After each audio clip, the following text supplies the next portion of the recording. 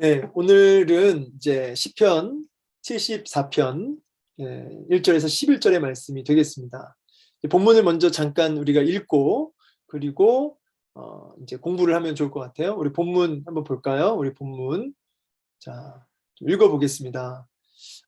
하나님이여 주께서 어찌하여 우리를 영원히 버리시나이까? 어찌하여 주께서 기르시는 양을 향하여 진노의 연기를 뿜으시나이까? 옛적부터 얻으시고 속량하사 주의 기업의 지파로 삼으신 주의 회중을 기억하시며 주께서 계시던 시온산도 생각하소서. 영구히 파멸된 곳을 향하여 주의 발을 옮겨 놓으소서. 원수가 성소에서 모든 악을 행하였나이다. 주의 대적이 주의 회중 가운데에서 떠들며 자기들의 깃발을 세워 표적으로 삼았으니 그들은 마치 도끼를 들어 살림을 베는 사람 같으니이다. 이제 그들이 도끼와 철퇴로 성소의 모든 조각품을 쳐서 부수고 주의 성소를 불사르며 주의 이름이 계신 곳을 더럽혀 땅에 엎었나이다. 그들이 마음속으로 이르기를 우리가 그들을 진멸하자 하고 이 땅에 있는 하나님의 모든 회당을 불살랐나이다.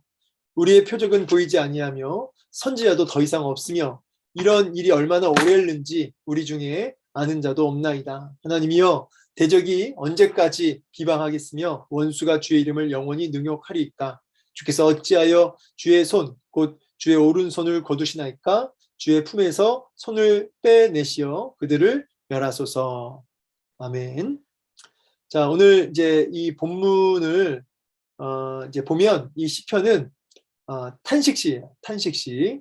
배경은 이제 어떤 배경이냐면 여러분 교재에도 이미 나와 있지만 이스라엘 민족이 지금 이제 침략을 당한 상태입니다. 침략. 그래서 성전이 회파되는, 그러니까 성곽, 성전 다 이렇게 회파가 됐습니다. 그래서 그것을 목도하면서 하나님께 탄식하는 거죠. 그러면서 구원해 달라고, 우리의 어려움과 문제를 외면하지 말라고 하는 그런 호소입니다. 호소. 민족의 애가 이렇게도 알려져 있고요.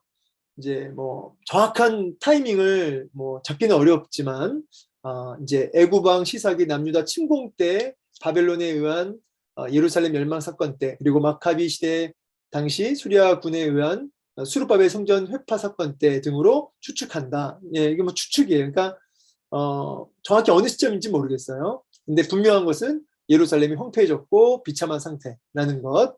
그래서 이제 나라의 주권 상실, 영토와 민족이 짓밟히고 이런 상황 속에서, 근데 보면 분기심을 앞세우기보다는 이 일로 하나님의 이름이 모독당하는데 가슴 아파하며 하나님의 구원과 궁유를 강구하고 있다. 이제 지금 이 부분을 이제 좀 잠깐 짚어만 드리자면, 지금 적국의 침략으로 인해서 지금 무너졌잖아요. 이렇게 무너지고 뭐 회파되고 그래서 거기에 대한 어떤 하나님 도와달라고 하는 호소와 함께 하나님의 이름이, 하나님의 영광이 이렇게 실추될까봐, 하나님이 당신의 백성을 돌아보지 않는다라고 하는 어떤 하나님 살아계신 거 맞느냐라고 하는 이런 민족 가운데, 열방 가운데 그런 하나님의 영광이 가리워질 것에 대한 염려도 있다는 거죠. 이 두 가지로 인한 어떤 탄식이 이 시 안에 크게 이 두 가지의 탄식이 흐르고 있다는 거예요. 자, 그러면 이런 배경을 먼저 이해했으니까 제가 한 절씩 빠르게만 짚어드리고, 간단하게 짚어드리고 이제 오늘 중요한 나눔을 해보도록 하겠습니다. 먼저 하나님이여 주께서 어찌하여 우리를 영원히 버리시나이까, 이렇게 얘기하고 있는데, 이 어찌하여라는 이 표현은 아주 중요한 표현이죠. 이제 어찌하여라는 말의 감춰진 의미는 뭐냐면 이해할 수 없습니다. 납득할 수 없습니다. 이런 의미가 담겨져 있습니다. 이유를 모르겠다. 왜 그러십니까? 이런 거죠. 여기에는 어떤 그 실망함이 분명히 들어가 있어요. 실망함이. 그런데 이런 어찌하여 우리를 영원히 버리시나이까라는 이 고백 안에는 하나님을 향한 어떤 신뢰와 사랑도 들어가 있는 거죠. 하나님을 향한 신뢰와 사랑이 들어가 있어요. 그런데 상황이 이렇게 하나님 백성들이 짓밟히니까 이해할 수 없다는 거죠. 이 고난에 대해서 좀 설명할 수 없다는 거죠. 하나님 왜 이렇게까지 하십니까? 어찌하여가 오늘 많이 나와요. 그래서 저는 오늘 이 본문에 이제 이런 탄식치지만 어찌하여, 우리 인생 속에도 어찌하여가 있죠. 어찌하여. 하나님 어찌하여서 이렇게 이런 고난을 주십니까? 라고 하는 어떤 납득할 수 없는, 설명할 수 없는 고난들이 있잖아요. 지금 이 시인은 지금 그런 마음으로 하나님 앞에 약간의 그 따지는 듯한 그런 고백을 하고 있는 거죠. 버리시나이까? 주께서 기르시는 양을 향하여 진노의 연기를 뿜으시나이까? 자, 여기서 이제 좀 중요한 게 뭐냐면, 여기 안 적어놨는데, 제가 아주 중요한 교리 하나 소개해 드릴게요. 예전에 설명해 드렸습니다. 여호와의 전쟁이라고. 여호와의 전쟁.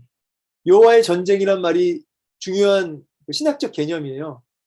이 여호와의 전쟁이라고 하는 말의 의미는 하나님께서 당신의 언약을 성취해 나가시기 위해 모든 적들을, 모든 공격을, 모든 도전을 이제 깨부수고 싸우시고, 그리고 궁극적으로 승리하셔서 언약을 성취하신다. 그래서 여호와의 전쟁, 하나님이 싸우신다는 뜻이에요. 여기에 이제 같이 나오는 말이 여호와의 열심, 이런 이제 신학적인 메시지가 있는 거죠. 여호와의 열심, 쉬지 않고 일하시는 주님. 그래서 언약을 이루시기 위해서 쉬지 않고 일하시면서 이렇게 싸우시는, 전쟁을 치르시는 그 여호와 하나님을 가리켜 여호와의 전쟁이라고 해요. 여기에는 이제 두 가지가 있다고 말씀을 드렸어요. 첫 번째는 원수, 대적, 언약을 성취하는 일을 막으려고 드는 모든 원수와 대적들을 향하여서 이제 전쟁을 하시는 거죠. 싸우시는 거죠. 그래서 뱀, 사탄 마귀의 권세들 모두 여기 해당되죠. 여호와께서 싸우시는 거예요, 그들과. 그래서 언약을 기어코 이루시는 거죠. 열심을 다해서. 근데 두 번째가 뭐냐면 이스라엘 백성들하고 싸우시는 거예요. 당신의 백성, 하나님의 백성들하고 뭐 하세요? 전쟁하세요. 왜 전쟁하실까요? 왜 싸우실까요? 이스라엘 백성들이 언약 백성답지 못할 때, 이스라엘 백성들이 언약 안에서 살지 못할 때, 그때는 누구랑 싸우시냐면 당신의 백성들하고 싸우세요. 그래서 이건 죽이라고 싸우는 게 아니라, 망하라고 싸우는 게 아니라 고치시는 거죠. 고치시고 수리하시는 거죠. 그래서 하나님의 사람으로, 하나님의 백성으로, 제사장, 그러니까 천하 만민의 복의 통로의 나라로 만드시기 위한 그런 전쟁이죠. 그래서 이 두 가지 전쟁이 있어요. 그래서 오늘 본문에서 이 어찌하여 우리를 버리시고 어찌하여 이 진노의 연기, 그러니까 분노를 뿜어내시나이까. 우리에게 왜 화를 그렇게 내세요? 이런 뜻이거든요. 근데 이런 메시지 안에는 뭐가 사실 이제 숨겨져 있냐면 여호와의 전쟁이 숨겨져 있는 거죠. 하나님이 당신의 백성들과 싸우고 계시는 거예요. 정확히 따지자면 당신의 백성들 안에 있는 우상들, 당신의 백성들 안에 있는 죄악들, 그것을 뽑아내시려고 지금 싸우시는 거죠. 다윗이 고난을 많이 받았죠. 근데 이런 말 들어보셨어요? 다윗이 고난을 받은 것은 하나님께서 다윗 안에 있는 사울, 그러니까 다윗 안에도 사울과 같은 요소들이 있다는 거예요. 그래서 다윗 안에 있는 사울을 죽이시려고 하나님이 그런 고난을 주셨다는 거죠. 다윗 밖에 있는 사울을 보내셔서 다윗 안에 있는 사울을 없애는 거죠. 그래서 우리 삶 속에 이해할 수 없는 사람, 이해할 수 없는 문제가 닥칠 때마다 우리 안에 뭔가 지금 하나님이 해결하기를 원하시는 어떤 뜻이 있는 거죠. 그래서 사인을 주시는 거죠. 그런 걸 통해서 회개할 기회를 주시고.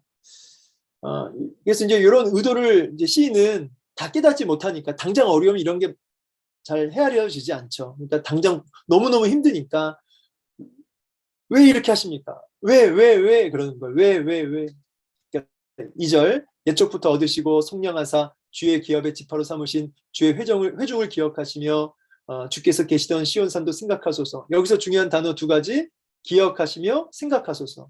이 기억하시며 생각하소서는 조금 더 구체적으로 얘기하자면 그 당신이 여호와께서 하신 언약, 당신의 백성들을 하나님이 선택하시고 하나님의 영광이 그 성전 가운데 임하겠다고 하시고 떠나지 않겠다고 하시고 열방을 우리를 통해 복을 받겠다고 하셨는데 그 언약들을 기억하시고 생각해 주시라는 그런 기도인 거죠.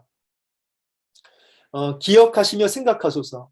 이게 아주 하나님 마음에 합당한 기도다. 고난 중에 있을 때 자기 문제를 막 신세 한탄하고 하나님을 향해서 막 어떤 원망하고 막 따지고 그렇게 해서 될 게 아니라 결국은 하나님의 언약을 가지고 나아가서 그 언약을 붙들고 기도를 해야 되는 거죠. 그 언약을 기억하옵소서, 언약을 생각하옵소서라고 하는 이렇게 하나님의 약속을 붙잡고 기도하는 이 부분이 참 믿음의 기도가 되는 것입니다. 그래서 여러분 우리 삶 속에 어찌하여라는 순간이 있을 때 어디로 가야 되냐면 우리의 분노와 우리의 낙심과 우리의 어떤 억울한 마음을 막 쏟아내는 것, 그것도 필요해요. 왜냐하면 우리의 고통스러운 마음을 쏟아내는 거는 나쁜 거 아닙니다. 그런데 거기서 끝나는 게 아니라 언약을 붙들고 하나님 앞에 호소해야 된다는 거죠. 마음의 분노를 쏟아내되 하나님께 어찌하여 외치고 간구할 수 있지만 거기서 끝나지 말고 약속을 붙들고 하나님 앞에 간구하자. 3절에 영구히 파멸된 곳을 향하여 주의 발을 옮겨. 여기 주의 발을 옮겨라는 단어도 중요하죠. 주의 발을 옮겨 이 말은 직접 개입하옵소서. 직접 간섭해 주시고 친히 찾아와 주십시오라는 뜻이에요. 네. 그래서 기억하시며 생각하소서 발을 옮겨. 이 세 가지는 의미가 같아요. 네. 그래서 기억하시고 생각하시고 발을 옮겨 놓으소서. 다 돌아봐 달라는 얘기죠. 개입해 달라는 말씀이죠.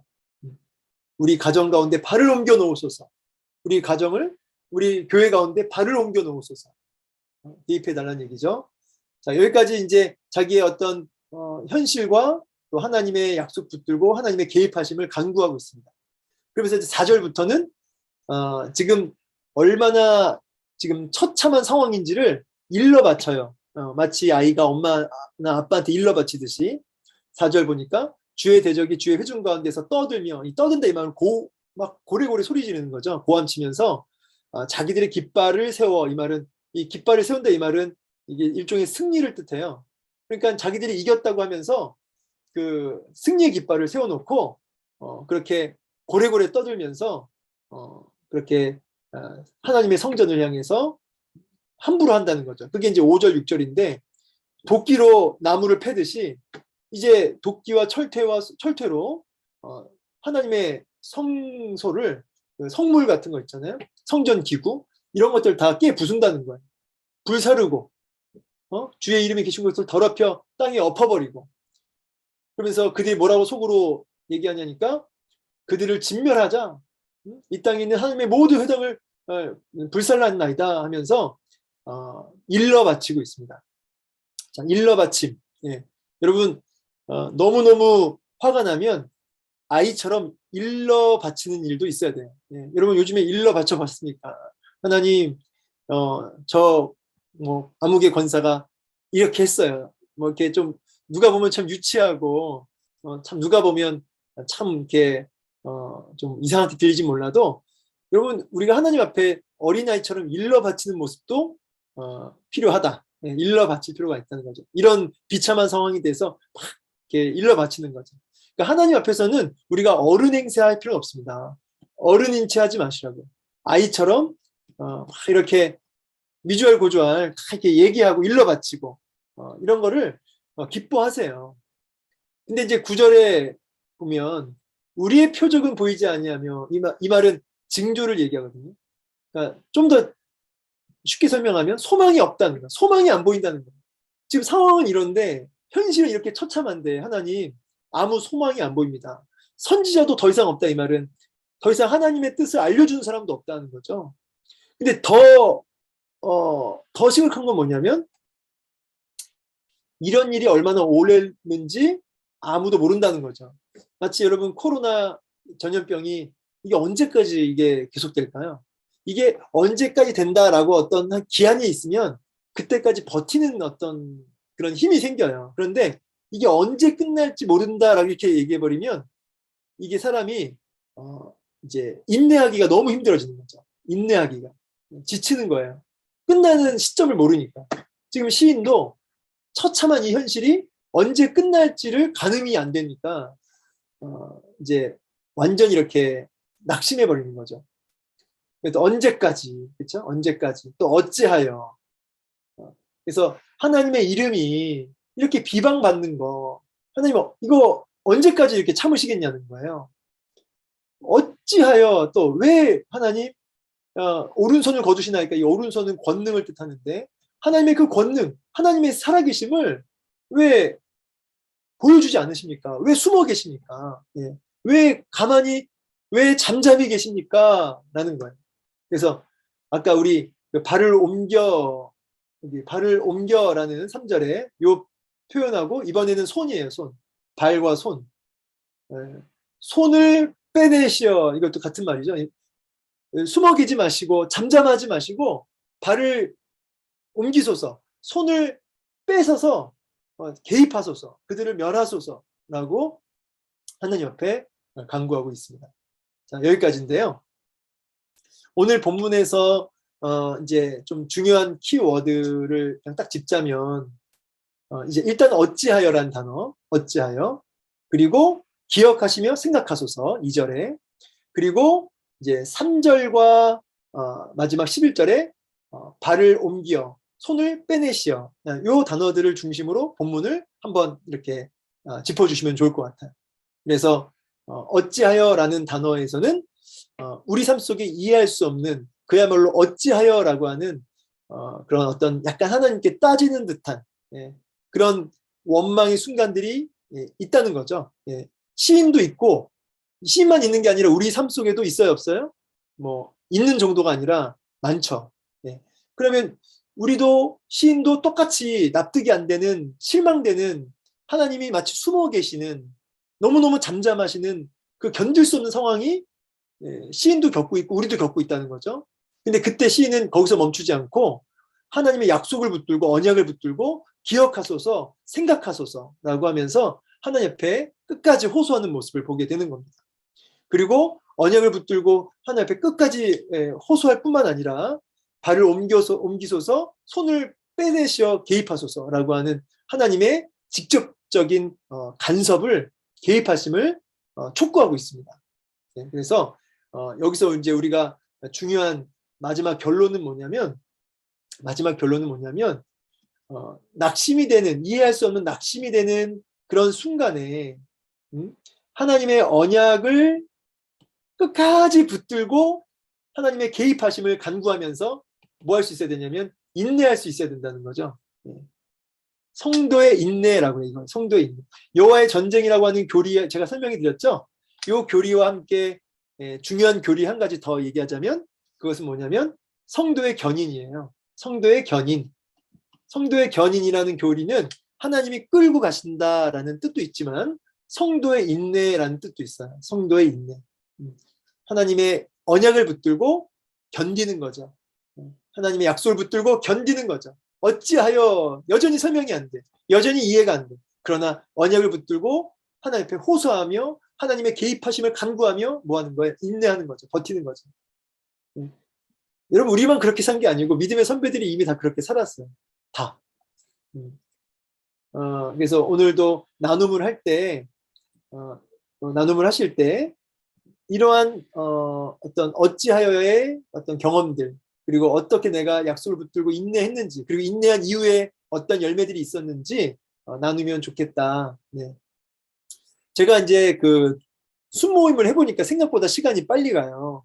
그래서 제가 나름대로 매뉴얼을 하나 그냥 좀 얘기하자면, 첫 번째 한 주간 그 기도 제목 나눈 거에 관련해서 그 기도 제목을 확인하는 거죠. 이런 기도 제목 내놓으셨는데 뭐 어떻게 되셨는지, 아니면 한 주간 내가 깨달은 점, 내가 어떤 생겼던 열매들, 이런 것들을 잠깐씩 돌아가면서 나누고 다 같이 본문 읽어요. 그 다음에 그리고 이제 본문을 짧게 이렇게 본문의 중요한 부분들을 밑줄 쳐가면서 중요한 것들, 핵심 메시지를 잠깐 설명해 드리고 마지막 간단하게 나눔을 하는 거죠.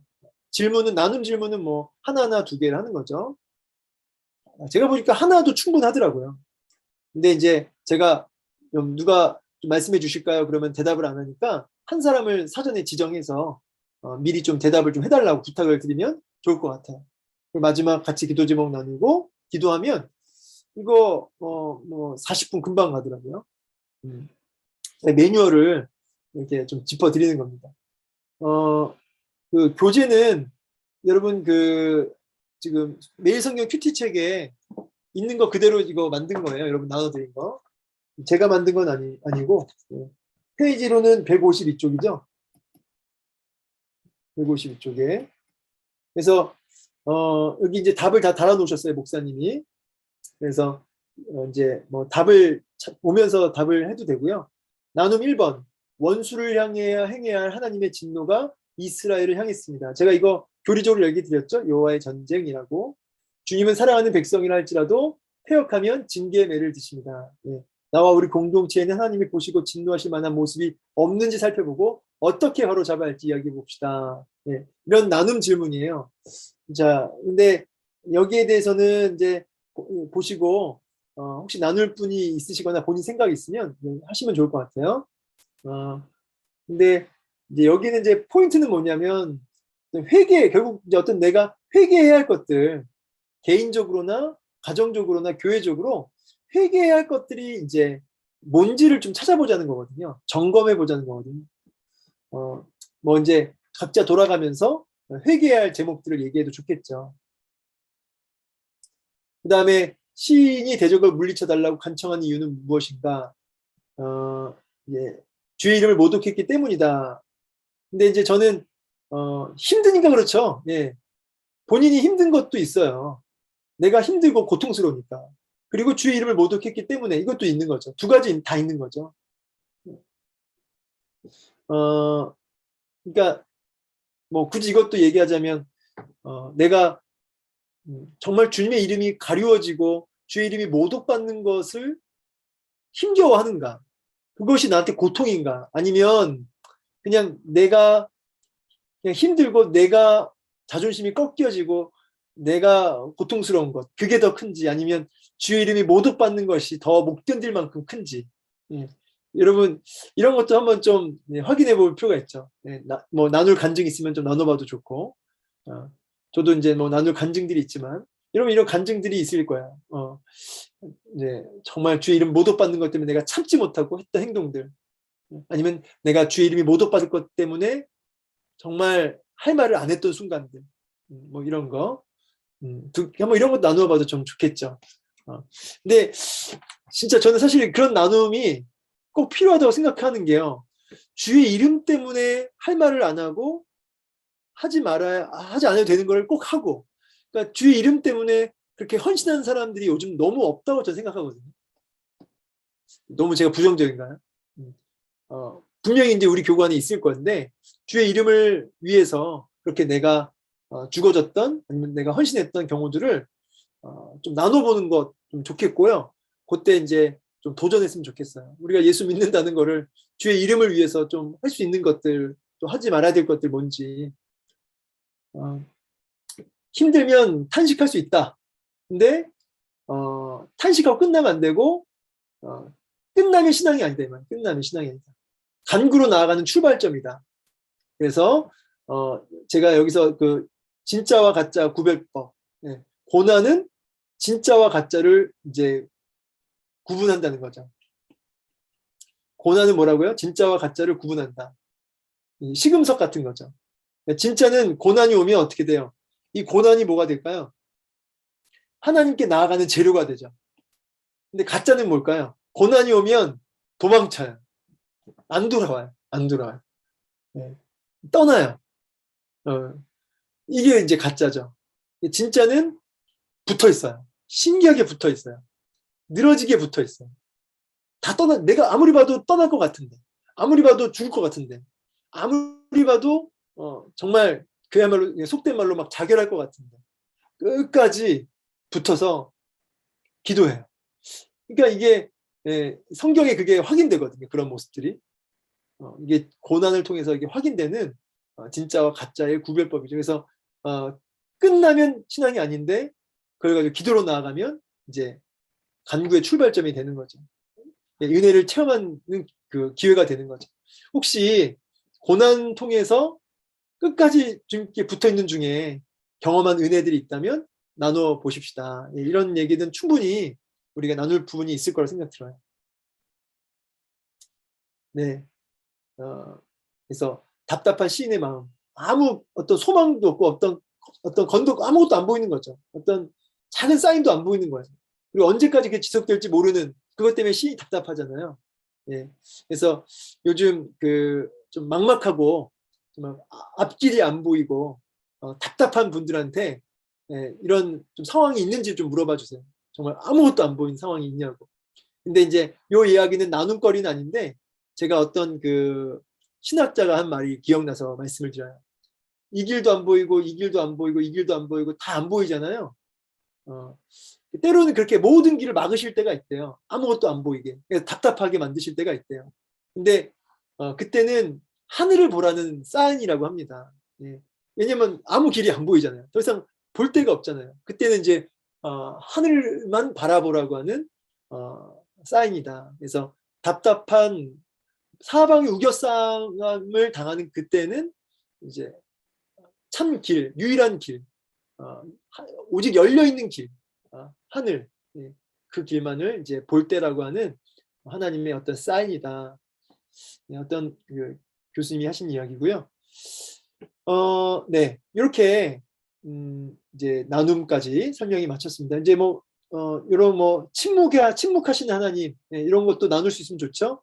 이게 다 연결되는 거예요. 여기 답답한 진짜 이유, 침묵하시는 하나님.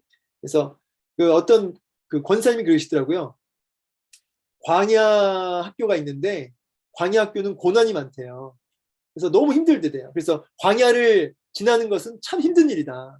근데 광야 학교보다 더 힘든 학교가 있는데 침묵 학교다.